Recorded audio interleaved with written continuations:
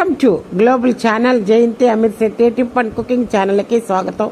Like చేయండి, share చేయండి, subscriber చేయండి. ఈ టిప్పు నచ్చితే. గడపను గౌరీదేవితోనూ మహాలక్ష్మితోనూ పోలుస్తాము మనం. అందుకే ఇంట్లోకి ఎటువంటి దుష్టశక్తులు క్రిములు ప్రవేశించకుండా గడపకు పసుపు రాసి బొట్లు పెట్టి క్రమం తప్పకుండా సరే అటువంటి గడప మీద కాళ్ళు మోపి నిలబడటం కూర్చోవటం చేయరాదని పెద్దలు చెబుతూ ఉంటారు. ఇది నిజమండి. గడప మీద కూర్చోకూడదు అనటానికి మరో కారణం కూడా ఉంది. గడప ద్వార బంధాలలో నెగటివ్ తరంగాలను ఆకర్షించే శక్తి ఎక్కువగా ఉన్నట్టు శాస్త్రీయంగా నిరూపించబడుతుంది.